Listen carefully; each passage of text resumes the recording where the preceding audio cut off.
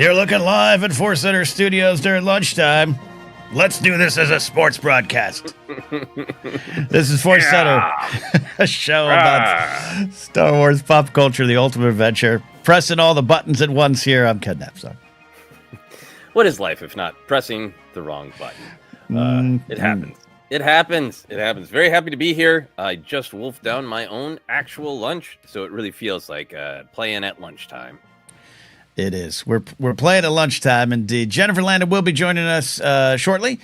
We do believe here on just another manic Monday. Oh, don't demonetize us, YouTube. But we got some great questions, Joseph. That's what we're here live for.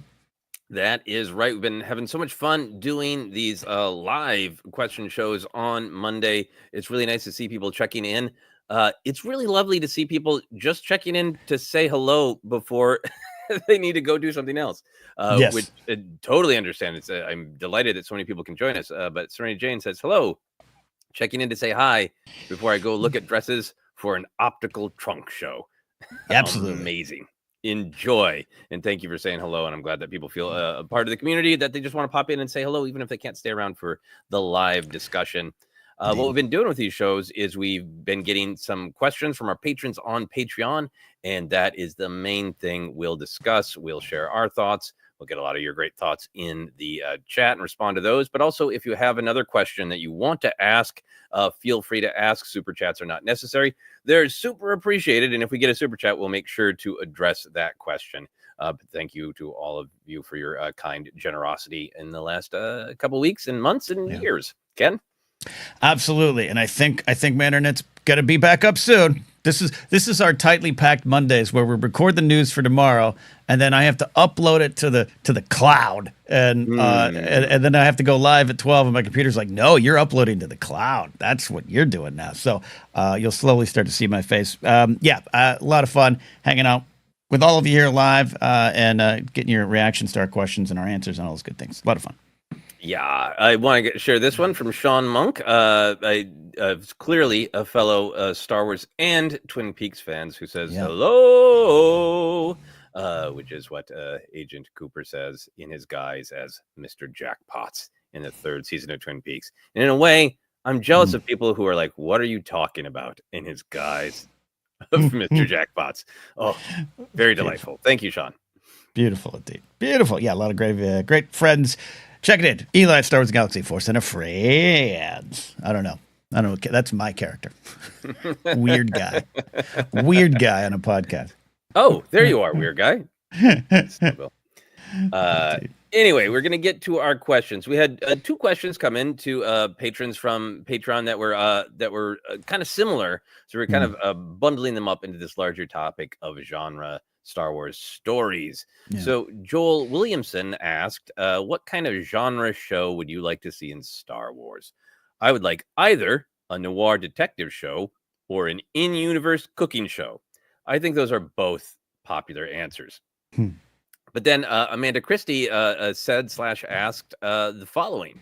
Love listening to your perspective of Star Wars and life in general. What are your thoughts on a show or series of shorts of a different side of Star Wars that looks at the quote-unquote boring side, like the From a Different Point of View books where we see the Empire worried about paperwork and shooting unnecessary blasters, and that's why they didn't shoot the empty escape pods.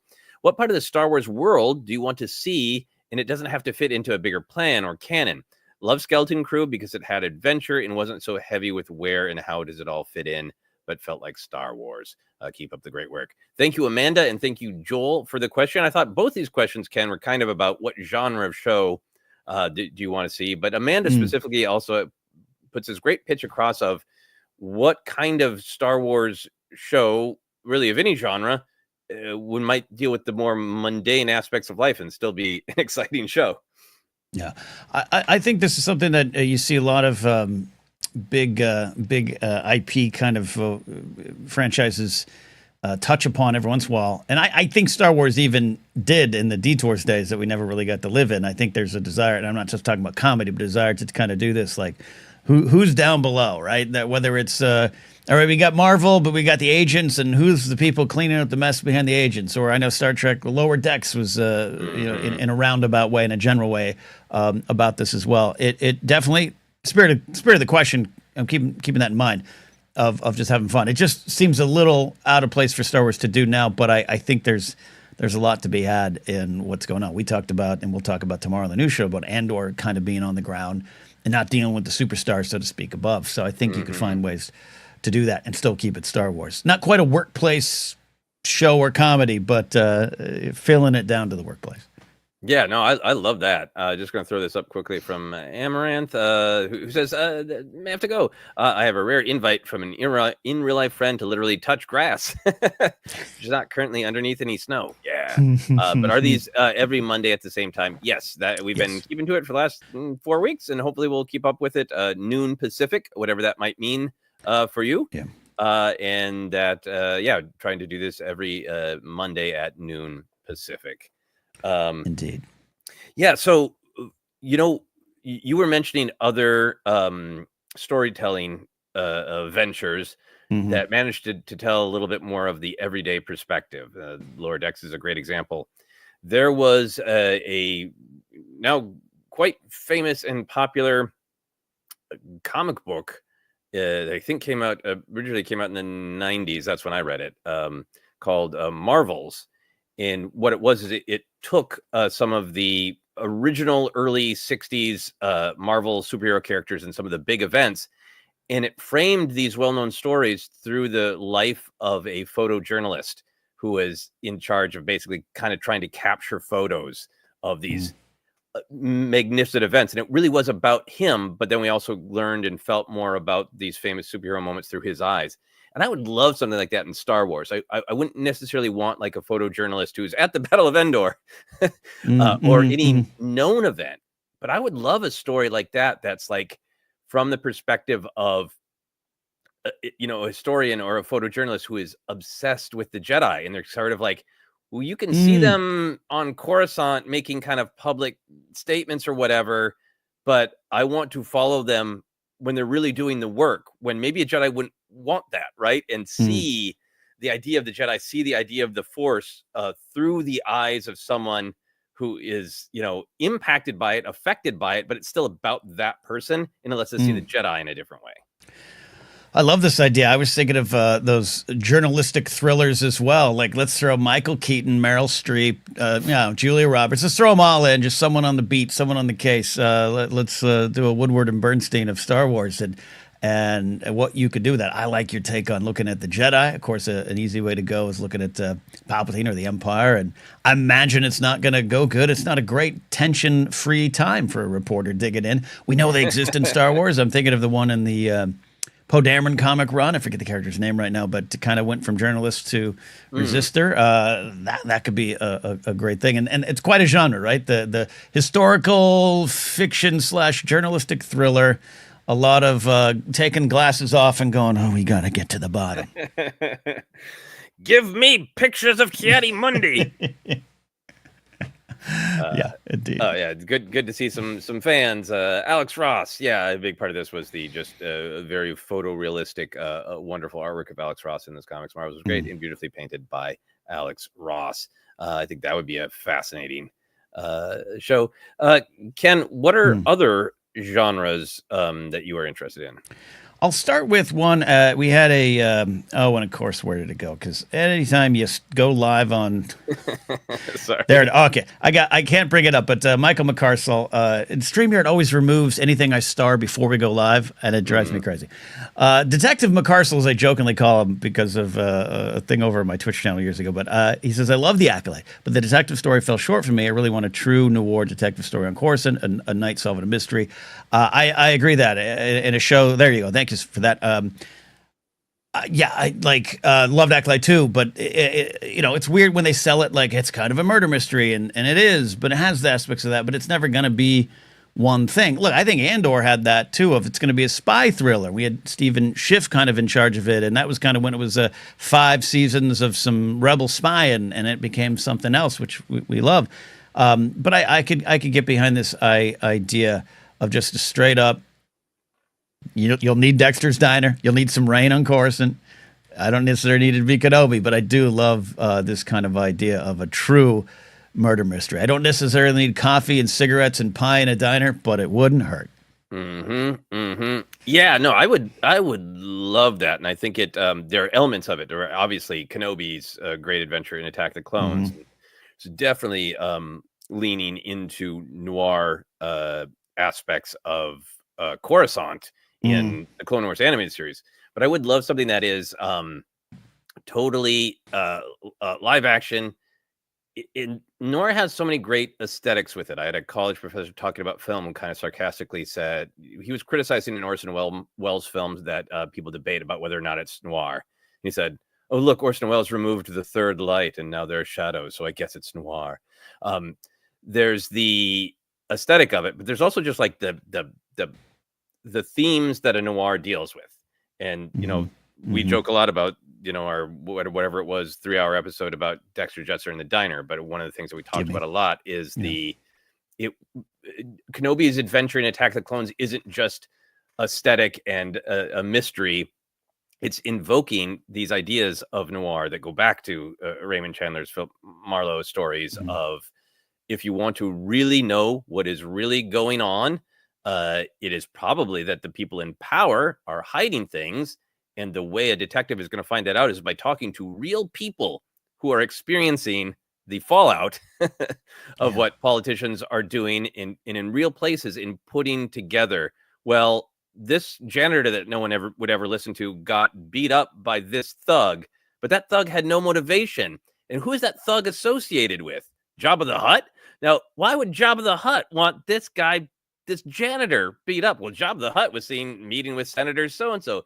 So a Mm. storyline that really works its way through the class system of Star Wars Yeah. is one of the things that would excite me about a noir Jedi adventure. And the mid-Atlantic accents definitely would show up in Star Wars, right? Yeah, absolutely.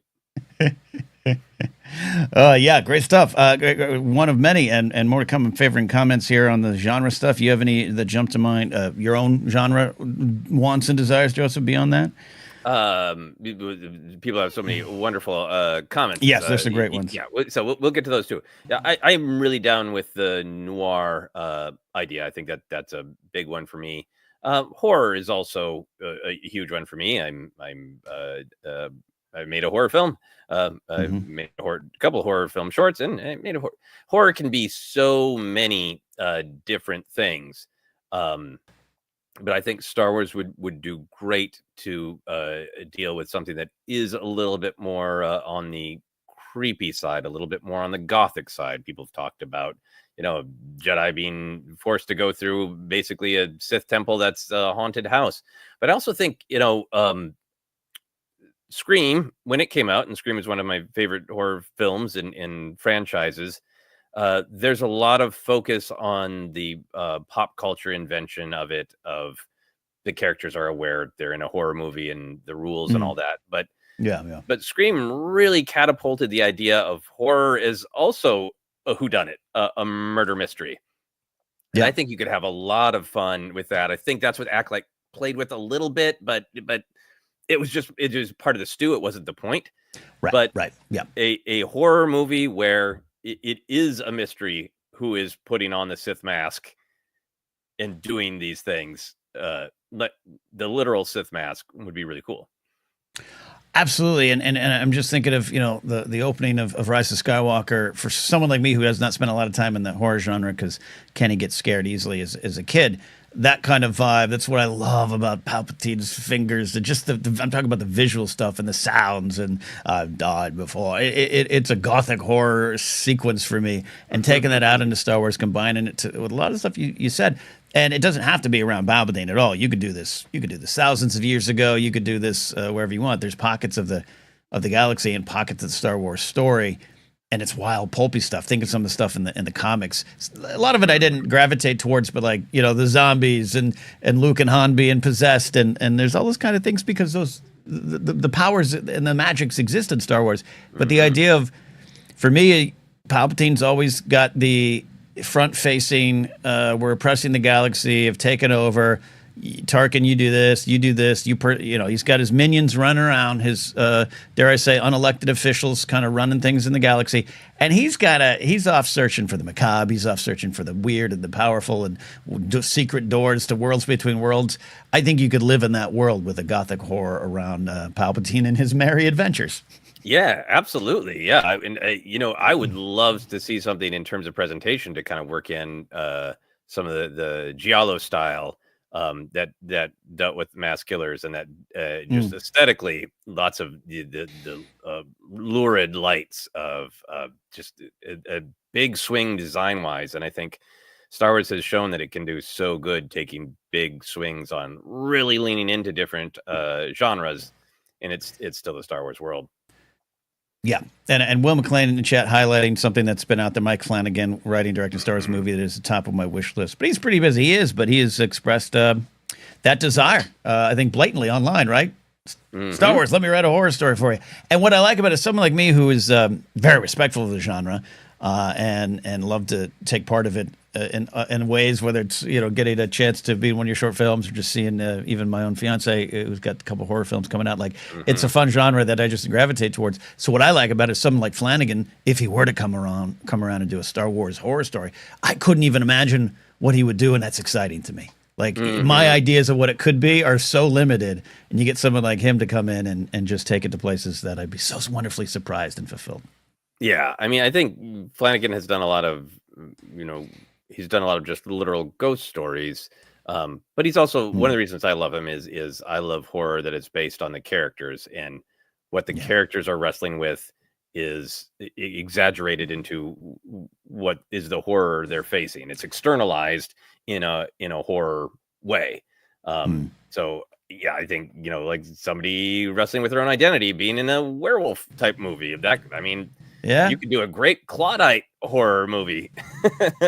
That's all about identity and people trying to decide who they are, and other people trying to decide for them who they should be. Like that's what's so exciting to me about horror, is you can have so much fun with the monster and the threat being an extension of what the characters are wrestling with, and the characters are the reason we care. We want Jamie Lee Curtis to kick Mike Myers' ass because we care about her. A monster in a castle like General Grievous and what he went through. Yeah, you can play around with that. And of course, Dooku and the Sir Christopher Lee connection to the horror films of the past. Obviously, you can play around with that even more with the character, and I think they have. I think anytime Dooku shows up on screen, he's a bit of a genre to himself. Well, I mean, since they were with his name entirely riffing on Christopher Lee's history playing Count Dracula in Count Dooku, I think that's fair. Cameron Stewart says Claudite by night, and and also the Dooku Lost Jedi has also really got a lot of elements of horror. Not surprising since Kevin Scott is a big horror and Hammer film fan. Right. Werewolf in Coruscant by Tony Gilroy. A Lothal werewolf in Coruscant. PLD Projects, Paul says Osgood Perkins had a cool horror idea we want to do. Collected dreams and nightmares of Darth Vader, and a bunch of short stories like an anthology film. It would be absolutely work. Yeah, and even in some of the comics and Vader comics specifically, where some of his dreams and nightmares show up and are quite horrific. But you know what? It'd be great to have a Darth Vader project where people are trying to find Mustafar, and the whole film is them trying to find them, and when they find him, they just get killed immediately, and that's the end of the film. Maybe not even by Vader. Maybe Vinay pushes them into lava, and that's the end of the film. Yeah. What about, we talk often of romance and sweeping romance in Star Wars. It's been present and maybe not as present in recent times. I don't need a straight up rom-com, but as a fan of the genre, at least how it was when it kind of exploded onto the scene around 1989 and Harry Met Sally and that kind of stuff, I could be game for exploring that. Not saying Han and Leia and two new characters and whatnot in a little short series or a one-off, or just have a stronger presence in a future story. Yeah, no, I definitely want a more romance in Star Wars, because I think it is a part of our human experience that Star Wars can reflect. All sorts of different kinds of romance and all the different ways that it might manifest. but also it is such a genre unto itself. From everything from soap opera to interlaced with other genres like the Thin Man movie series, or anyway, I think a romance would be great. How would you, what would you want, like a romantic comedy? Would you want a romance with a backdrop of war? What would you like for romance in Star Wars if it was one of the main focuses? You bring up a question of it being set against the rebellion, and even Steve in chat mentioning the Bix Cassian Andor sexual tension. That's they have previous relationship. It's been present. Tim Carlo will tell you it was present, and I think in some of the stuff we've seen for season 2. But yeah, outside of that, you just phrased it as romance and war, but it could work. I think if you could also find a time in the Star Wars storyline of post-war, whether New Republic, and again, I know it's always going to be present in Star Wars, but I think you could find a way to make it work. That's why I say it could be part of a bigger story, unless you're going to, it is an era of peace in the galaxy and 2 star-crossed lovers. And I know we had Lost Stars. I wouldn't call that a rom-com. Yeah, but again, it's one of those things that it'd be outside of the box, and those who would come up with it would nail it, I think. Yeah, Extra Chair says, I would like romance like Lost Stars rather than a rom-com type romance. Yeah, I think for me, I mean, even some of the famous, romance films are, hey, they're about a romance, but the plot functionally is about, will a bookstore close? So I think there's a lot of great romance stories where the romance is the theme, it's the emotion, but there's a different plot to set it against and to challenge it, and it can be is a backdrop of war. The Princess and the Scoundrel novel is really Leia and Han taking their first steps into truly being a couple. Like we're really both committing to each other. And what does that mean? There's also sort of fascinating plot that happens to facilitate that romance. So I think as long as the plot is really interesting, you could just do kind of a straightforward romance, Absolutely. Yeah. And Han and Leia have got that. They got that classic banter. They got little moments of rom-com. It's all the way through it. So make it part of this too. Yeah, I'm really. My wife and I just finished the 3rd season of Killing Eve, which I'm really enjoying, and that is in my opinion, a dark, twisted romance, and that is the spine of the show. But there's all sorts of plot shenanigans that are not the romance. It's So you could do espionage and romance. You could do a Western and romance. And they have. That's, I'm taking the spirit of this question is so wide, and there's some great thoughts, comically, William Clancy's an Ewok Hunt horror movie. It's absolutely. Marjo has a great one here. I mean, Jawas is basically American Pickers on Tatooine. I think you could have fun with that. I think we got ourselves a Jen Landa. Did someone say Ewok Hunt? Ewoks. We got Ewoks in horror. And I suddenly appear when Ewoks are mentioned. That's right. We summoned you. Oh my gosh! Hello, everyone. I'm sorry I'm late. I got to fix my microphone. Thank you for being here. Okay. Yeah, well, we're gonna give the floor to you. Yes, an Ewok horror hunt was suggested, but the general topic we've been talking about is what other genres that you would like to see in Star Wars storytelling, and up to and including more day-to-day people, more quote unquote boring people. Yeah, I loved the idea. There's so many great ideas that were thrown from these questions. A cooking show, which immediately, of course, I mean, you guys have mentioned her, Gourmanda, but I want to see like a Julie and Julia type movie show, or, maybe behind the scenes of Gourmanda's cooking show, the drama of that would be fun. I would love to see like the reporters of the galaxy. What is it like for them to have to try and like report the news and the truth while this evil empire is spreading their propaganda? How is that done?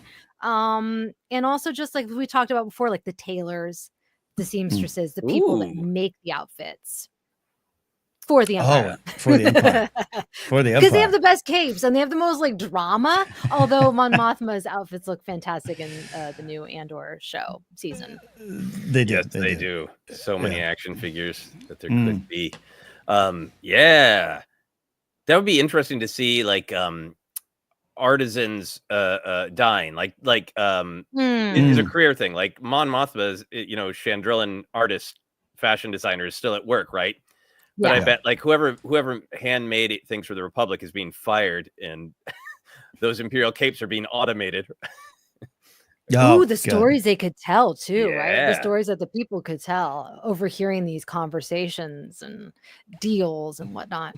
yeah. Oh yeah, absolutely. Would you, for a cooking show, would you want it to?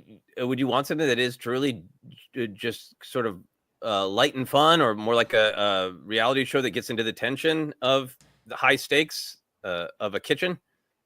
I mean, it's kind of absurd, right? Can you imagine like a Star Wars cooking show and to do it like seriously? I think it'd have to be like a comedy. It'd have to be, but Mm. it's just too wild. It's too wild, and very few of us would appreciate it. I think the Yeah, average Star Wars fan would be like, "What is this?" Nobody even wants to mention Gourmand's name.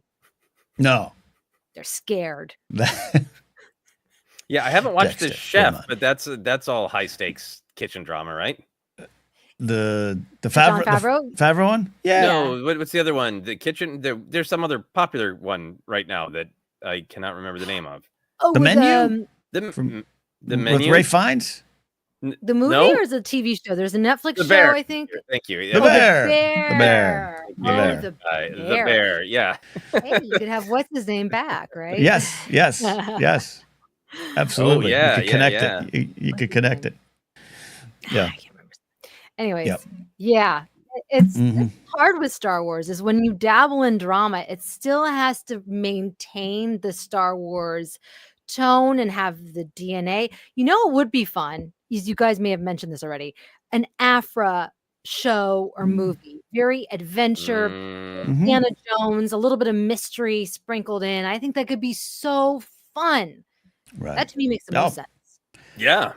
absolutely. Talk about something that's always sprinkled into other stories, or Rise Skywalker, some Indiana Jones type of adventure and looks and feels and vibes. But Afra's always been that character that's just kind of out there of like you could really explore the history and the galaxy through her and make it fun and wild and have some romance and have all of it. Have Magna Tolvan in there. It's still an undiscovered country for me, is in terms of storytelling. Yeah, I still have high hopes for an Afra television show. I think the future of what is a television show on Disney Plus is so up in the air. Yeah. But if they continue at all like they have been, I think an Afra show would be fantastic. Fantastic indeed. Yeah. We got Dexter's Diners and Drives by the food joint surrounding the pod racing scene. I'm all in on that, Marjo. We absolutely love that. I also, we do cooking shows, a free YouTube series. Oh, that's great. Well, Where you can learn to make the Galaxy's Edge food. That cookbook is great, and it's not too tough. All right. yeah. Good to know. Yes, Just Jen on Oh, yeah, Instagram. yeah. Fujikawa. Mhm. Yeah. Yes, she does do a lot of that. Yeah, she does a lot of the socials for Star Wars. She makes the food that you see on the Star Wars Instagram. Oh, wow. Yes, she does. Cool. Yes, she does. Yeah, That's awesome. She does indeed. Pastor Brad Komjanek says, I would love to see a series of young pilots who happen to join the Empire to be a stormtrooper, only to find out it's not what they thought it would be. That would be good. It's just a standalone series. Not saying quite, it doesn't need to be YA. It's not what Pastor Brad's suggesting there, but just the idea of you join just like Luke. You join because that's what you do. That's how you get out. And that's the way you think it's forward. And then what does it actually mean for the troops on the ground? Yeah. Behind the mustache, the big Starkletter story, I Yes. think would be phenomenal. But yeah, I mean, I do think that even if the shows or the movies didn't want to directly adapt any of the ideas that have been, really present in novels and comics, I think they could still take genre cues. Because like in the books and comics, we've gotten some decent times with pilots. We got that little tease of kind of that story with Rebels when Wedge, was broken out. But obviously there's interest in that story of the pilots who learn they need to get out. And why not just take that idea? Yeah, love that. One of the ones out there, what's People are saying that since we mentioned Ewok 3 times and Jen appeared, we need to say big 2 more times, and Alex Damon will appear. One more time. This leads to a pod racing conversation, which I've brought up before, but just the idea of a sports story, the inspiration story, the underdog, and I love what Tech in his unfortunate final season of Bad Batch, but having that racing arc, that racing episode, and there's ways to do it. It doesn't even need to be pod racing, be something else. But the underdog, the Rudy of Star Wars, coming over. I love that. I love that. Molly Damon appeared in the chat. Yay. Molly, let us know what we need to say 3 times for you to appear live. Yeah, so Ken, you've mentioned the pod racing show, and I think or documentary. I think a documentary that wasn't being like a mockumentary, but was like a real journalist made a good documentary about the history of pod racing, how dangerous it is, like fans being like conflicted to be like, I really love it, but I gotta admit, it was sad when Rats Tyrell died, and I saw his family walk past, and that's real. There's plenty of serious things to explore with it. In your mind, what is the pod race documentary? It is the personalities. It is the characters. I remember not too recently on my other channel, my own channel, I had a conversation with Dan Larson of Toy Galaxy, who's like me, is a nerd, grew up in the 80s, but also a sports fan. And he said, I pulled off sports a little bit because I just didn't follow it as much, and therefore I didn't know the characters in sports. And there was a great comment to just like, when you get behind someone, that is why the Olympics used to and still do the profile of this athlete. Here's their story. Here's the little village they came out of. Here's what they're trying to accomplish. I think you could just wrap that around the pod race genre. And I go to Rats a lot because it's tragic, and his story, whether it's canon or legend or otherwise, of just like he's the hero of his town, he's the hero of his family, and they watch it. It's horrific, but you could also have the joy of it too if you want to highlight that. Again, a Rudy in space. Anakin is that, but he's also the chosen one. So you take away that, and you could explore it. Mm-hmm. I just came up with I'm sure we've talked about this before. I'm sure. Okay, you guys, picture it. Space Mountain or like Big Thunder Mountain, but with pod racing and Galaxy's Edge. So a pod racing ride. Why they don't have this is beyond me. And just like in Indiana Jones, you know how they have that like documentary playing when you're in the waiting room? Yeah. That's where we could have this pod racing documentary with, Rats Tyrell. Because it's kind of like fun and lighthearted, but like it still is taking it somewhat seriously with canon and things like that, and we'd get to enjoy it while we're waiting to go be a pod racer. Be so fun. One of my this is much more of a joke, but one of my favorite things of waiting in line for Star Tours is there's a robot droid that's scanning luggage and has a little running commentary, and there's the one that scans a ticket. It's like it says, "You're going to Mustafar. Why?" Yeah. Absolutely. Good. Marjo32 says 30 for 30 on the only human to win a pod race to only disappear. That would be amazing if it was like somebody kind of putting together. But then there was this famous Jedi in the Clone Wars, Anakin Skywalker. Could it be the same kid and trying to get an interview with him, and then years later, comparing the flying style of Darth Vader and his TIE Advanced X1 from this footage that you secretly got from an Imperial leaker of here's this footage of Vader doing the same maneuver that Anakin did. And I love it, and I know in the comics have expanded on a lot of these kind of connections and this and that. I've lost track of them, so if it's been out there, I apologize. But I love the 30 for 30 thing of just like, what if I told you there was only one human to win a pod race, and then he was never heard from again? Boom, and you just go on this hunt down, and I love the idea of like, wait, Anakin Skywalker, Annie Skywalker. Wait a minute, like it's a fun little Star Wars wrinkle. Yeah, a human boy. Yeah.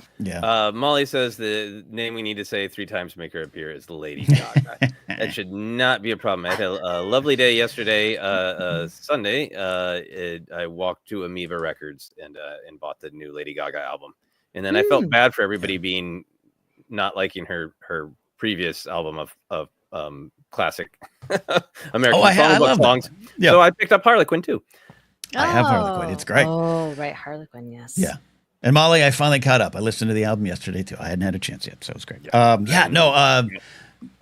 it always is like, hey, eventually we don't need her to sing in every movie, and she doesn't sing in every movie. She said, but it's absolutely what we want. We want how close can you get to the Emperor as a singer or something like that. No, I would. Lady Gaga would be wonderfully cast in a Dr. Aphra story. I think people talking about all of the various ideas of how to cover music to do. You could do a documentary, but you could also. I love the way I would love like a brutal Scorsese like mob story about how like the truth that happened to people, like different artists chose to become closer to the mob, but then like much later in life, like somebody was interviewing Jerry Lewis, like, did you work for mobs? He's like, yeah, I worked in clubs. Everyone worked for the mob. Bleeping Bing Crosby, the most whistle clean person worked for the mafia because they owned all of the clubs. And that would be a great music show if Max Rebo was like, I don't love criminals. They're just the only going these days, Yes. Put it all together. Yeah, absolutely. Absolutely. All right. So we still got time with Scorsese, right? Can we pull him in? Yeah. Oh, and here's our third Gaga reference. Our friend Ken Plume says, "No, I just want a Gaga-esque Mon Mothma number to go along with her dance in Andor season 2." There you go. Yeah. There you go. Fantastic. A lot of people saying this about we talked about the finding out Anakin and Vader are all connected. The documentarians are killed by Vader before they can find out too much. The screen goes black, but then maybe that's also because someone had said earlier found footage. So this is the found footage of this was made. So maybe this is a little bit later on in the timeline, and we could go through. Ooh, there we go. There you go. Which project? Yeah. You could have fun with the like just total conspiracy theory loon who has figured out some of the truth of like Palpatine and the Sith, but then has other bonkers theories. yes. The Blair Sith Project. We love it. Great stuff. One other idea that I would love to hear your thoughts, Ken and Jen, and everybody in the chat. I do think Star Wars is really well positioned to make a buddy comedy. I don't know. I don't know if I, even as a lover of and performer of comedy, if I would want like Anchorman in Star Wars, where it's really there are ideas to it, but it's just comedy. But I would love a buddy comedy like Midnight Run or something, where the comedy is really from like a serious person trying to get the job done and like a buffoon. Like basically the Mandalorian was like Din has to go arrest a scummy version of Jar Jar, or like that Jar Jar episode, 2-part episode in Clone Wars is a little bit of that buddy comedy. Oh, totally. They're on a mission, but it's the contrast between these two characters where all the comedy comes from. So you have the seasoning to ground it of the mission. Yeah. But a lot of the flavor is actually the comedy. Yeah, absolutely. A lot of people say nice guys in chat. We have Gosling just add Russell Crowe. Most likely not going to happen. But yeah, I can see. Yeah. But yeah, there's Lando and Han, and there's a lot of good buddies, and there's a lot of comedy. We can just squish them together in Star Wars. Yep. Oh, and everybody. The Nice Guys. Yeah, man, The Nice Guys is a fabulous film all by itself. But if you love Los Angeles and Dragon Con, it is amazing to see them transport from the hills of Los Angeles to the, I believe, Hilton in downtown Atlanta. Oh, I've never seen it. I want to say. My mind went to like what, an Eddie Murphy film? What was it? Eddie Murphy, Nick Nolte. That's my 48 references. hours. Yeah, I'm like 48 hours, guys. Remember that? Remember Matlock? Murder, She Wrote? That's what we need in Star Wars. There's a Matlock reboot. Let's just put it all together. God, remember that? How do you feel about buddy comedies, Jen? Are you a fan? Do you think it would work? Yeah, I love Star Wars? it. I was envisioning Eddie Murphy and Nick Nolte. That's where I was going. I need to watch The Nice Guys. No, I was thinking Lando. Lando would be, but since Han is not a buffoon, like who might be more suited. I don't know, a character we've never met before. That Well, could be yeah. fun. I was gonna say, yeah, if you're gonna do Lando, like the buddy could be someone we haven't met. Absolutely, Yeah. absolutely. So amazing here. Maddie Gunner made a joke. Chopper joins D Squad then this actually happens apparently. Star Wars in a Galaxy says this actually happens in the comics. Man. All right. Okay. Sounds. I got to catch up. That's what it is. That's what I look every Saturday. I know we all sit down to have breakfast with Alex and Molly on their This Week in Star Wars, and I go through the canon update. But sometimes I skip it because I might get to those comics. Me too. JMB says I'm a sucker for Holmes and Poirot, so something like that. I mean, I think to me this is pitching the young Tara Sinube. Because I think he's got that sort of patience, the older Jedi who helps Anakin find her lost lightsaber. Patience. That would be good. Patience. Yeah. Aaron Mote said this one here. So MASH-style hospital show behind the front lines of one of the wars. So I, this is definitely not saying any names and places, but this was pitched to Lucasfilm by a guy I know who knows the genre well. And because we were having a discussion at a party that I mentioned on the show before of like, is Andor Star Wars? How Star Wars is Andor? That kind of timeless get drunk at a party shouting match. And this one guy was like, I pitched a medical drama. It absolutely could work in Star Wars. Front lines, think of MASH. And so I love that idea is out there because I absolutely think you could find a way because, we know MASH is rich with themes for the time and for all the time. So it absolutely would have a place. Think of a good old-fashioned wartime medical drama. And that person was Alan Alda. Ken's good friend. Yes. Alan Alda. Like, I pitched it to Lucasfilm. Yeah. Jen, any other ideas for you or any of the chats that you're seeing? I love Naked Gun. A Naked Gun like comedy movie for Jar Jar. I'd be in. Yes. God, I love those movies. It's different to watch now, but yes. Yeah, I have not watched it in a long time. I'm sure it's I'd be very offended. I don't know what I was watching as a child. The cast doesn't stand the test of time, we'll say. But yes. That's for sure. Oh, yeah, there's some. Yep. Yeah. Hey. Big Lou's Clubhouse will still maintain that I want a Jedi procedural like Law and Order. Weekly, we solved it type of show. And he also wants an Alice Steiner show, but at Texas. These are both wins, Big Lou. These are both big wins. That is really fascinating, that idea of episodic television in Star Wars, and in particular in our modern world, where it is really fun to speculate week to week. But an episodic show doesn't have that sort of engine.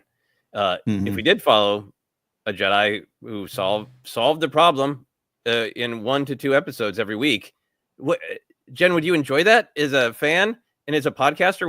We would just talk about the episode. We wouldn't talk about like what's Lugon gonna do next week because he's gonna solve another mystery.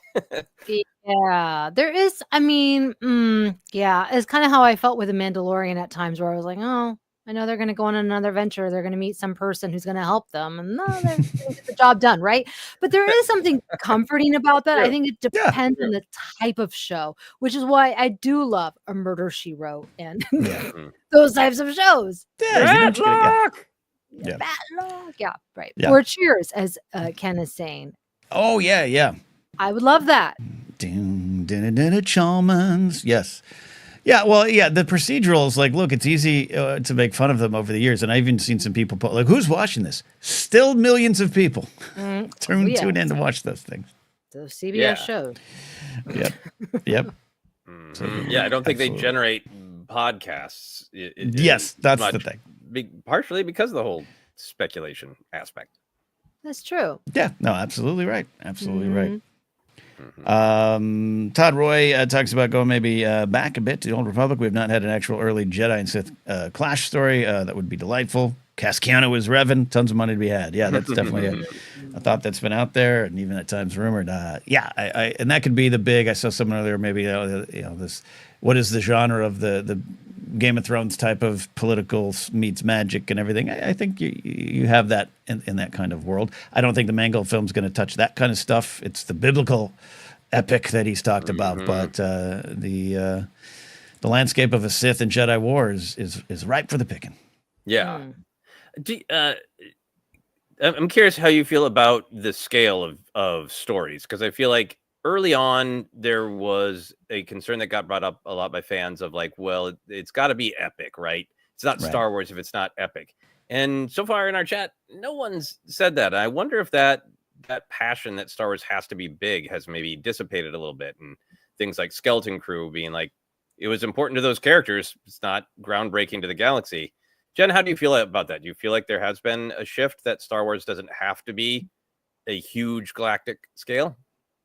Do you mean scale in terms of like the way it looks, or scale in terms of like the canon aspect of it? The stakes. The stakes. Yeah, the stakes. I think we have gotten away from that, although I don't know. Sometimes I think that we have, and then I see people angry that we're not, right? So I don't know, but for me personally, I do want to go to the nobodies and to, you know, the more mundane aspects of Star Wars. I think that that's interesting. But it's because we've been living in this world for, you know, for as long as I can remember. I'm like, give me something new. But a lot of people don't like that. Yeah, I mean, look at Solo. It was one of the thoughts behind of, hey, you know, smaller scale. It was, a lot of different things, but the galaxy wasn't at stake. That's surface. I don't mean that in a condescending way. Like, that's a surface look at it. It's about the oppression of the Empire. It is about the fight. It is. Remember years ago we talked about, like, to me it's still part of the Skywalker saga, just because it's all on this playing field during this era, and it all kind of matters. So, but you're right, Jen. I think when you go to the theater, I think you need it to be, it feels right when it's bigger, epic. Everything's at stake. One press of the button and everyone dies.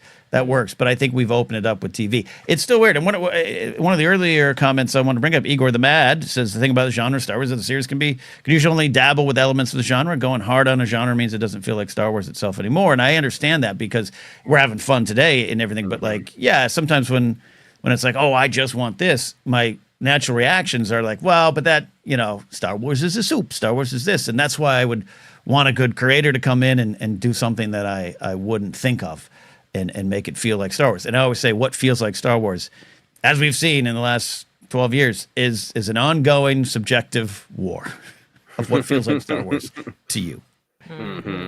I just think for myself, in terms of that genre thing, is I think by the time you add it to the Star Wars galaxy, like by definition, if you make a noir and you're like, it's going to be set on Coruscant or another city planet, it's going to be raining, it's going to be lit that way, hell, it's even going to be black and white, you're still going to add aliens, you're still going to add in a backdrop a reality of the Jedi and Sith and the Force being a presence in the galaxy. You're probably going to the power people you're going to run into are going to be the Pike Syndicate. I think that's part of what's so beautiful about how much world building there has been in Star Wars, that the Star Wars of it just is sort of accumulates and attaches itself, which allows you to take these bigger swings. And for me, the Clone Wars is what really changed my mind about it. I think I would have been like, yeah, I don't want Star Wars to go this hard in genre. But some of those individual episodes of Clone Wars is like how far this is entirely a kaiju film, from theme to design to aesthetic to philosophy of what's being discussed. It's just here's 2 episodes of straight up Godzilla, go, and it still feels like Star Wars. And I'm glad you brought that up, because one of the great joys of doing the Clone Wars report and the rewatch here on Force Center was me revisiting things. D-Squad comes to mind, of course, but revisiting, you know, a kaiju film, a Godzilla film, and that's something, again, I don't gravitate to right away, and I get those kind of defenses up of this is so direct. And that was kind of my thoughts over the years. I'm talking about going to 1980s and beyond. And that's why that thing of what is Star Wars can be, you know, it can be wide open. But I love digging in and going, yeah, no, they're using this genre to crash into Star Wars and tell the same kind of stories, but have a different kind of narrow focus on it and highlighting, going back and highlighting those genres that I didn't engage with growing up, and going, this is what those bring to the table. It just makes a lot of sense when you spend some time with it. So that was one of the things I'm thankful for with Clone Wars and Rebels. Yeah. Mm. Todd Roy says, I want epic myself. So definitely there's still people who are coming at it from that perspective, which is totally understandable. A lot of other great thoughts about this. Osvetnik says, I think now that Star Wars isn't just movies every few years and is TV and more now, it's easier to be okay with smaller scale stuff. I definitely agree with that. I think that's one of the interesting challenges of The Mandalorian and Grogu is just beyond budget and episode length. How is this going to feel super significant to those characters? And what is there going to be a planet ending catastrophe? Is it for the fate of Mandalore? Like, how are they going to heighten those stakes? It's interesting. Yeah. I think that this is an interesting point, Extra Cheddar. I really would just want another anthology show in an era like Clone Wars where they can dip into more genre while still following an overall arc or group of characters, which makes me wonder, do you think that we will ever get a Clone Wars type show? I feel like because of the time period and kind of the hole that it was filling, it was special. It was really, really, you still had George Lucas on it, obviously Dave Filoni and so many other talented writers. I don't know if we'll ever get anything like that. Maybe years down the line, or they could announce it at Celebration. And I'm totally wrong. Are you thinking in terms of just animation or just a show that is, 20 episodes, 7 years, just in animation? Yeah, animation. Yeah, I think it's possible. That's why I think I'd love to see it jump to a different era, right? And Bad Batch merging is one of my favorite Star Wars shows ever. Like, it could be done, but even that was 4 or 5 years shorter. Right. Last episode, still a lot of episodes. I think it's possible. I don't know about right now with the state of the business. Yeah, absolutely, that might be a problem, but yeah, I think you could.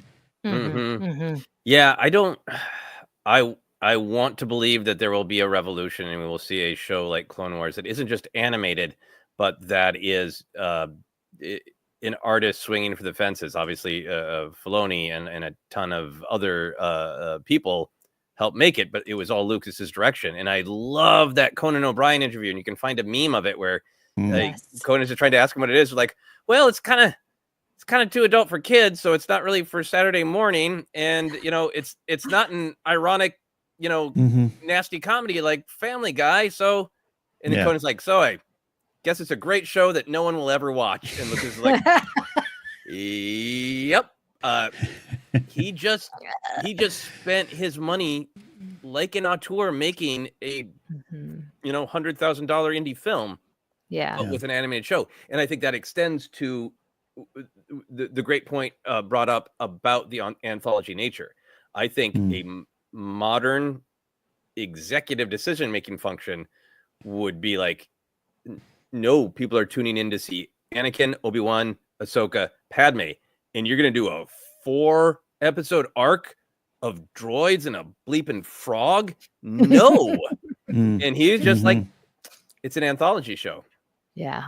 Yeah. Right. Screw it. And I think a lot of that came from Lucas. Yeah. Yep. Yeah. Yep. There it is.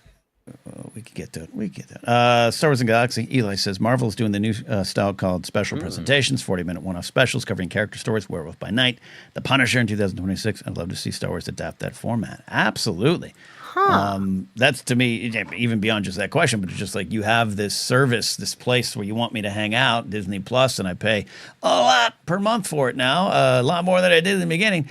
And you're still trying to show me commercials. But I'll hang out there if you give me all this kind of stuff. And there's a ton of stuff to choose from in Star Wars on the Star Wars tab alone. Love the docs, love the things, love just putting on Lothcats in the background. I do that. So give me the special presentations. Give me the one-offs. Marjo, are you referring? Lucas has a show completed comedy made by Lucas in the vault. Just saying. # release it. Are you referring to Star Wars Detours? Is that? Yeah. I don't know how it would do now, but at the time, I thought it was hilarious.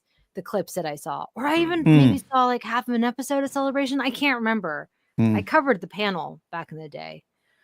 Yeah. Yeah, I think there have been clips released. Right? Yeah.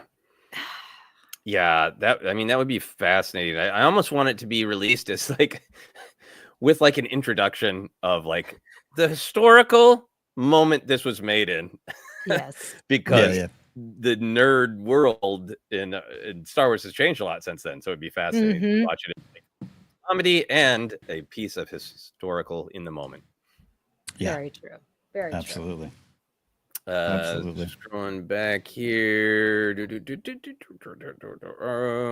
Whoops. JMB is saying, I said it before, but I feel like the medium of animation automatically helps with their suspension of disbelief more than live action. We give it more room. Slack, as in reference to the genre conversations. Yeah, I'm trying to think of like what Star Wars live action show do I think pushed into its own genre. I mean, obviously the Mandalorian has extreme Western vibes and samurai vibes, but a lot of people think of that as, you know, the core genre. And yes, I guess some of the Mandalorian episodes that have pushed a little bit harder into whimsy, the Lizzo episode of the Mandalorian got some pushback, I think, on multiple levels, but one of them for maybe being too much of a comedy in the middle of Mandalorian season 3. Yeah. Right. Yeah, absolutely. And I understand it. I did love a lot about that, though. I mean, come on. We got Christopher Lloyd saying Dooku and Separatists. So good. So good. Extra cheddar. This almost came up earlier. Casablanca I've always felt was a very Star Wars movie. Agree. I think that story could translate well in many eras. Excuse me. Yeah, absolutely. Yeah, absolutely. Yeah, there's a lot there. I mean, I think the whole cantina vibe is there, and yeah, all sorts of great stuff. Absolutely. Michael McCarthy says, "What if they just made Luke's Jedi Academy? Those execs could get just that and give us so many of us something we've been asking for." I got too excited and couldn't read. But I agree. I think that is a great case for an anthology show where it is following Luke and Ben and some of Luke's other students, and then we could have episodes where we follow them on their own little arc. Oh yeah. Yeah, I would love that. Yeah, that'd be great. Because I'd like to explore that more. Just Jedi training too. You know, get a lot of Clone Wars in a snap, but just spending all the time versus sweeping, coming through it in segments or sequences or flashbacks, but just what it's like during any era to learn to become a Jedi. And Todd Roy adding to his thoughts, Star Wars to me is escape from life, and I need Star Wars epicness. Room for all. We need huge storytelling too. I definitely agree with that. I think, I would love a version of Star Wars where if it is released on the big screen, or even if it's a made for Disney Plus film, which I think they might do at some point, to have a little bit more scale, and then for television shows to be able to have things like Skeleton Crew, where like it's a whole planet, affected, and it was life or death for those kids. So those scales were great for me. I think the most important thing to me for scales is we have to care about the characters, and we have to have sometimes where we don't already know the fate of characters, so that we're really invested. Yeah. Pancho Mike, check out Band of Brothers style show. Doing that in any kind of wartime story, following a band of warriors of all types going through the story. Be great. And we get that all the way through. You find it. Bad Batch to me is also partly that, but I know what you mean when you talk about the HBO show. Yeah. Jenna, you seen any others you wanted to highlight? I love this. David McKay said Star Wars should do a Halloween special presentation with Alden and Jonas on the Falcon being haunted. We got that in animation. Was it the Lego one? Not the same. We need a live action, spooky, fun. I don't even like scary movies, but that's why I know Star Wars will do it right, because it's not going to be so scary that I can't watch it. So something tame but still spooky. Yeah. Oh absolutely. yeah, and with those kind of one-offs that Disney is doing for Marvel, maybe that is where we get a good horror Star Wars one-off. Could work. Could work. Yeah. Could work indeed. Maddie Gunner wants a Star Wars call-in radio show. Yes. Yes. It'll be all about that. Yes. And who is the host of that? Is it a new character? We'd have to some Wolfman Jack parody, but more of a late night call-in show guy. Well, you need the art. You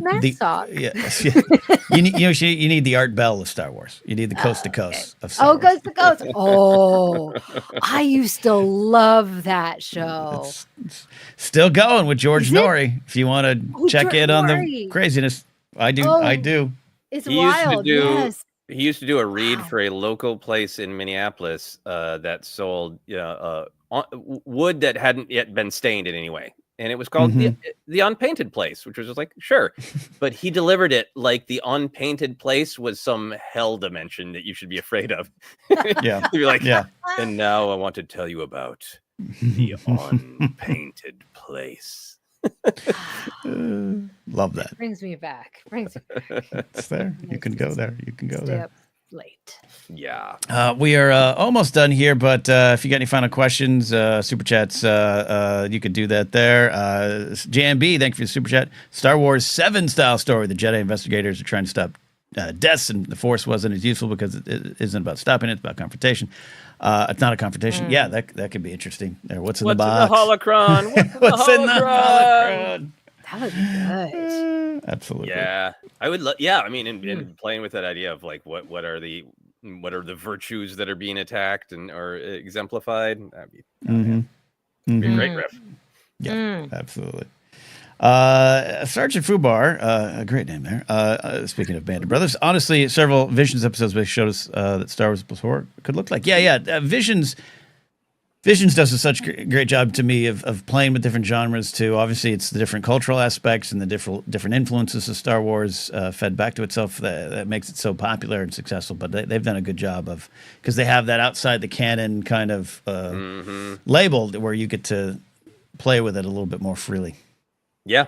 We didn't get the music documentary, but we did get that episode in the first season focusing on the musicians, and love that one. That's one of my favorites. Yeah. Yes. Yeah.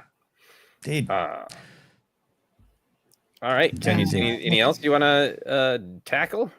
No, all good stuff today. And as always, if you have any other questions too for these episodes, you can always let us know. But I love that everyone just jumps in with their own takes and answers. That's why we decided to do this live. It's been a lot of fun. Yeah, it was really great to hear all the different takes and perspectives on Star Wars right in live action here. Indeed. So we're going to start wrapping up here. Thank you, as always, to checking on in here with us. If you want to give this video a like and leave a nice comment later on, that helps, and we appreciate that. You can find us in a lot of spots as a podcast. Just search or find us. I always say, hey, if you just kind of watch and hang out with us on YouTube, which we love, by the way, the podcast feed has the Databank Brawl Rewind episodes. Every Sunday, we release a episode from our vaults. I think we're up to like episode 62 now. I don't even think we've got to the theme music change yet. We still got a ways to go to that. It's been a lot of fun to get to that point too. So check it out there. You can get some merch links down below, TeePublic and Fourth Wall, and you can support us directly at patreon.com/Force Center if you'd like to continue to help us grow and maintain what we do here. Follow me at Knapsack if you want. Jen, where can they find and follow you? And thank you for making it on in here. Oh, thank you. Thank you all. Keith Morrison style conspiracy show. I love that. Pancho Mike. Oh, yeah.